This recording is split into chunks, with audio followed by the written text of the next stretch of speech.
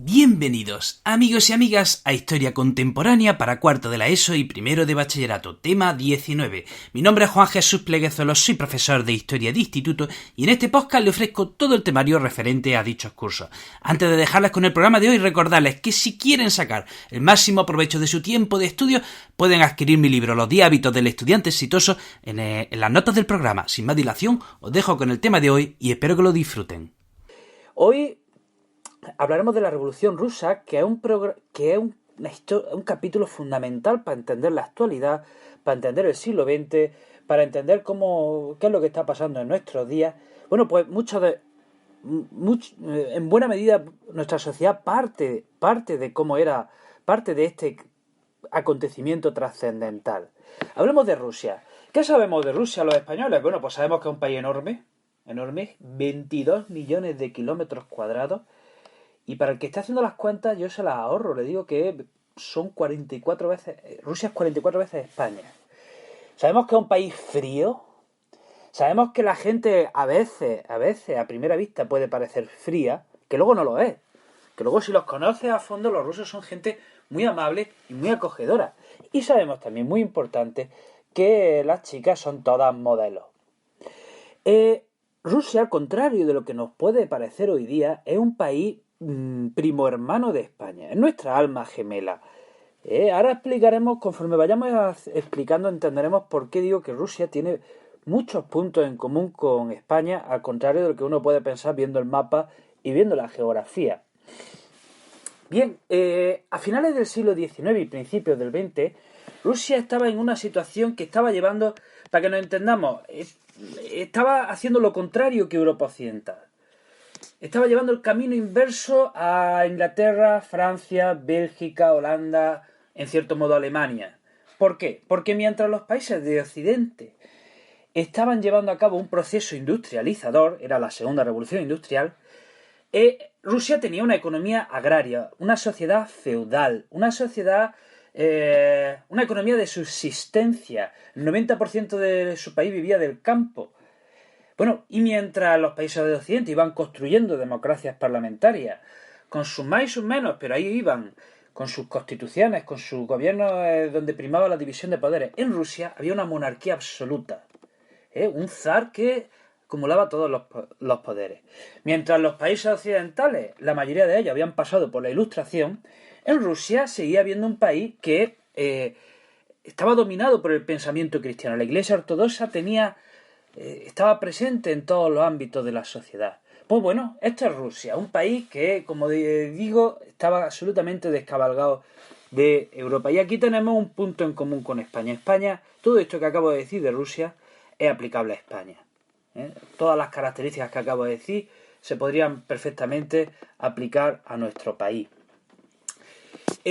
Bueno, pues esta es la Rusia de comienzos del siglo XX. Y fíjense que, siendo unas condiciones bastante jodidas, el zar no se le ocurre otra cosa que querer imitar a los países occidentales, que eran muy guays, y él quería ser también guay. Y si los países occidentales estaban conquistando medio mundo, al zar Nicolás II no se le ocurre otra cosa que meterse también en guerras de expansión. Al otro extremo de Asia había una región que se llamaba Manchuria y que estaba desocupada. Bueno, pues quiere ocuparla, pero hay otro paísito chiquito que está al otro extremo de Asia, un país que está en Oriente pero que es occidental, y este es Japón. Japón es otro país pues, muy moderno para esas fechas. Ya había hecho su segunda revolución industrial, ya había hecho un proceso, había llevado a cabo también una ilustración, había llevado a cabo una serie de modernizaciones que había hecho de Japón una potencia. Si bien la isla es muy pequeña, como país era una auténtica potencia. Bueno, pues Japón y Rusia entran en guerra por esa región que es Manchuria, y como era de esperar, gana Japón la guerra. Así que esta guerra que ocurre entre 1904 y 1905. Pues bien, la derrota rusa más las jodidas condiciones de vida de los obreros y el campesinado hacen que en enero de 1905 el pueblo se concentre frente al Palacio de Invierno en San Petersburgo y pida al zar una serie de reformas y que mejore las condiciones de vida. Ojo, que el pueblo no estaba pidiendo que el zar abdicase, no estaba pidiendo república, no estaba pidiendo una democracia, estaba pidiendo mejorar sus condiciones de vida. Y el zar le responde que naranja de la China.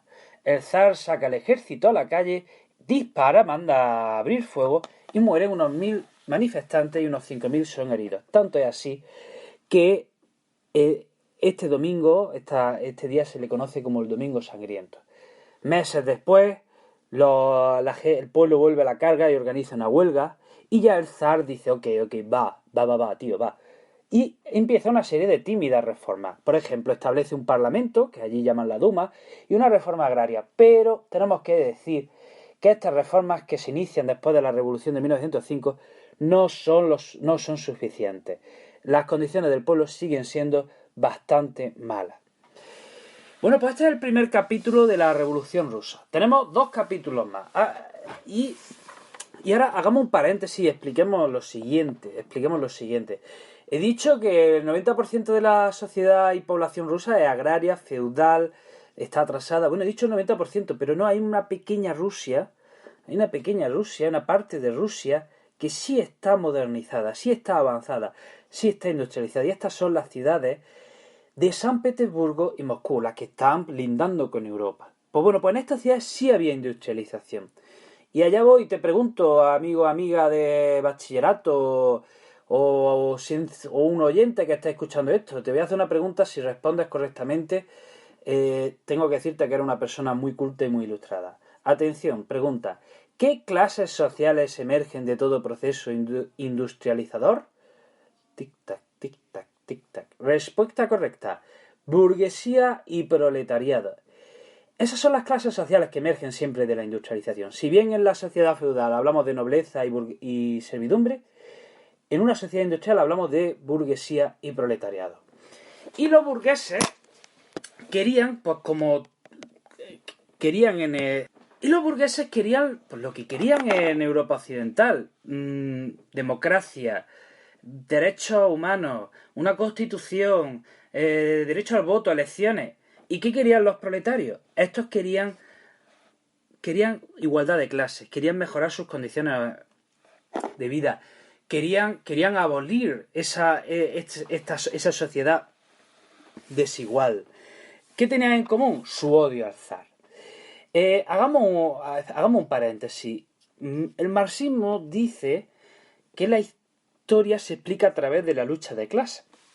Según el marxismo, siempre hay uno arriba y siempre hay otro abajo.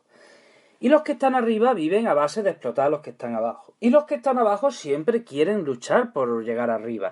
Pero a veces cuando llegan arriba lo que hacen es explotar a los que están abajo. Bueno, pues esa es la historia según el marxismo.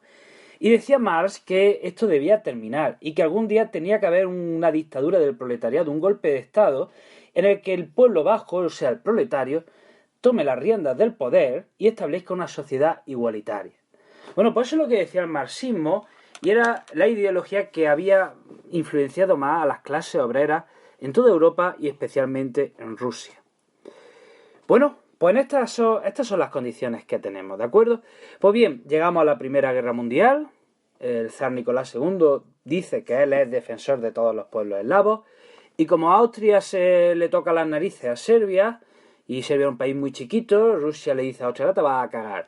Y Rusia defiende a Serbia y se enfrenta a Austria, y Alemania se enfrenta a Rusia, y Francia se enfrenta a Alemania, etcétera, etcétera, etcétera. La cuestión es que llega la Primera Guerra Mundial y si las condiciones ya eran malas, ahora son todavía peores.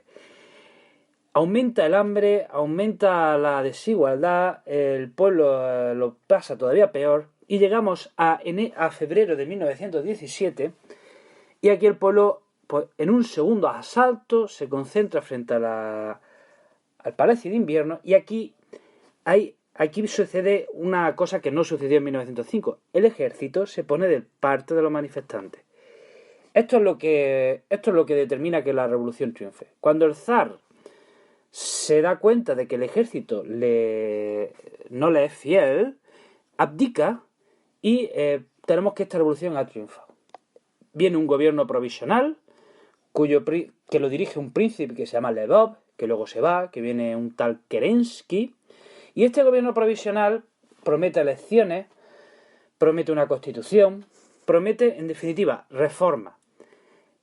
pero se queda en la guerra, no quiere salir de la guerra. Y bueno, ¿qué tenemos que decir de esta revolución? Que esta revolución ahora mismo, la de febrero, es una revolución burguesa, como la francesa, como la americana. De haber seguido esta revolución adelante, el siglo XX no hubiese sido lo que ha sido, ni el siglo XXI. Esta revolución iba a construir una democracia parlamentaria a la occidental. Pero bien, pasan los meses y los de abajo, los proletarios, no están contentos. ¿Por qué? Porque dicen, esto es una revolución burguesa, esto no es una revolución del pueblo, esto no va a cambiar nada.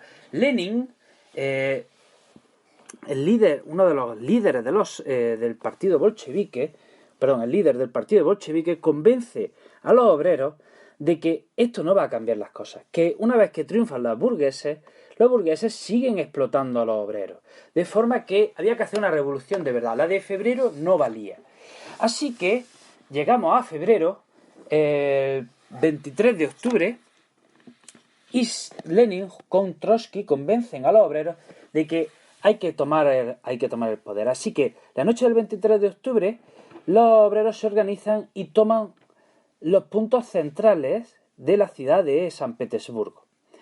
De forma que a la mañana siguiente los puntos centrales de la ciudad, ya es correo, estación de tren, telégrafos, ayuntamientos, están tomados por los obreros y van a asaltar el Palacio de Invierno, donde detienen al gobierno provisional y más tarde lo ejecutan.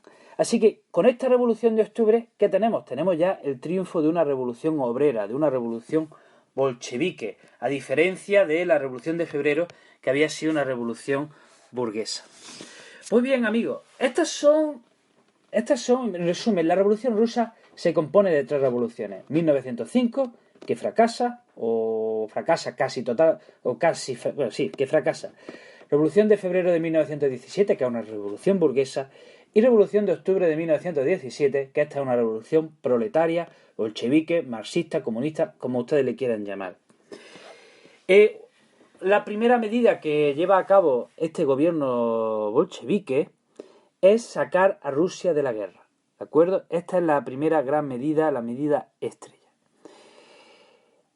Amigos y amigas, espero que este capítulo le haya aclarado un poquito más nuestra historia, que se den cuenta de que la historia contemporánea es esa lucha del pueblo siempre por emerger, por salir adelante, por mejorar sus condiciones de vida.